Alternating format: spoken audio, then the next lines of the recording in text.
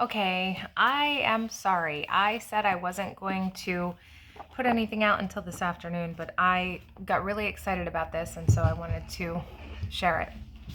Um, so I picked up the Christ Letters book where I last left off, and synchronicity is what it is. And because it is what it is, I pick it up and I begin reading at this point where it says, the only truth and reality in your life is divine consciousness, intelligence, life. Hold fast to this realization at all times.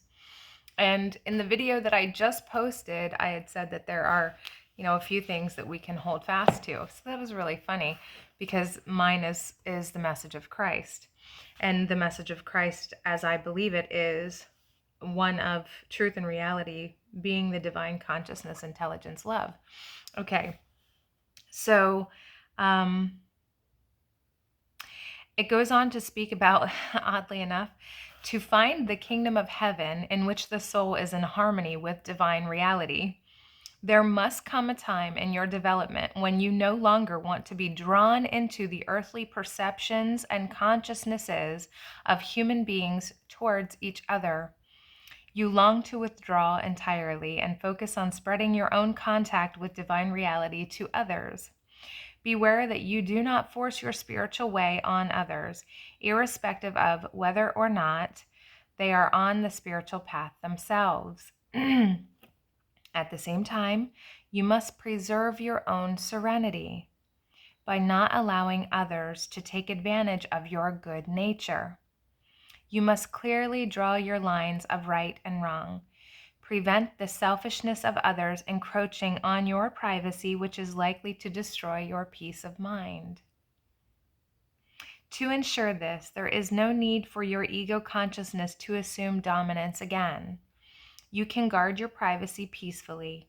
You have been given the intelligence to achieve this necessary purpose with the highest degree of love. Remember that the spiritual edifice of consciousness, vibrations, which have been constructed out of your contact with divine reality and your daily mode of thought, feeling, and living, should be sacrosanct, and you have to take care not to become entrapped again in the lower vibrations of others' thoughts and reactions. At all times, your highest purpose on earth is to promote the highest earthly and spiritual good. Good is all caps and bold, of every other living entity, human and lesser. Okay, I'm going to read that part again. At all times, your highest purpose on earth is to promote the highest earthly and spiritual good of every other living entity, human and lesser, not by descending to the vibrationary level of those in need, but by reaching out and offering the wisdom which has brought you into your sanctuary, your holy of holies in mind, emotion, and living conditions. If there is a willingness to listen and accept, otherwise, hold your peace. Sympathy and compassion should be detached. Empathy will drag you down and embroil your spiritual consciousness vibrations in the human vibrational level. This will possibly create conflicts where you had sincerely only intended to uplift and heal. Avoid this, since it will deplete your energies and defeat your spiritual purpose. Pure love is concerned only with uplifting and spiritual progress, healing, and achievement of the kingdom of heaven. Divine love is a warm, compassionate feeling, primarily charged with the longing to enable the loved one to grow, create, be nourished, and nourish others, to be healed and to heal others, to educate and educate others, to protect and protect others, to fulfill his needs, and for him to fulfill the needs of others, all within a clear system of law and order. So, oddly enough, and it's not odd at all, but this is spirit working. So this is how spirit works. Last night I had an Al-Anon meeting, and in the Al-Anon meeting we were speaking of, you know, what it means to let go and let God, what it means to take our hands away and say, okay, I'm just going to remove myself from this situation and allow whoever to live the life they want to live. There is a beauty in detachment to a degree. And I spoke to that in the last video, where we have to really find this balance.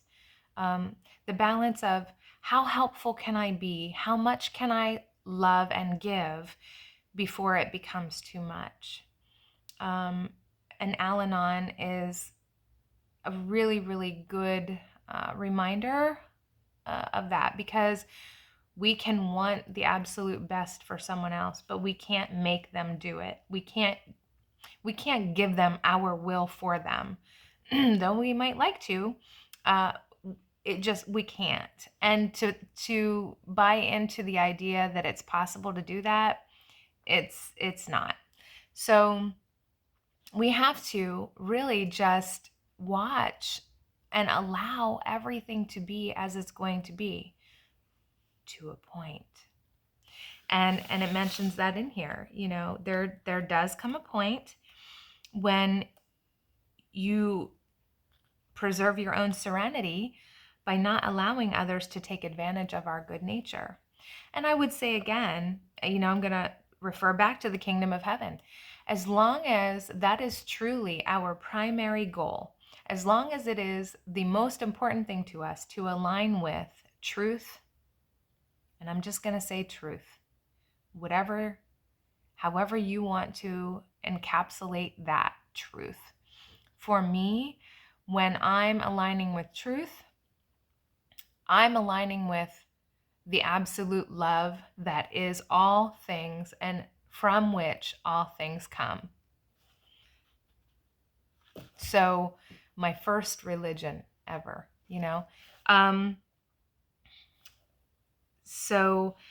but I just wanted to share that because it was so exciting that I picked that up, and it was like an affirmation. Yes, you're on the right track. So thank you for listening, and I may be back later. We'll see. Bye.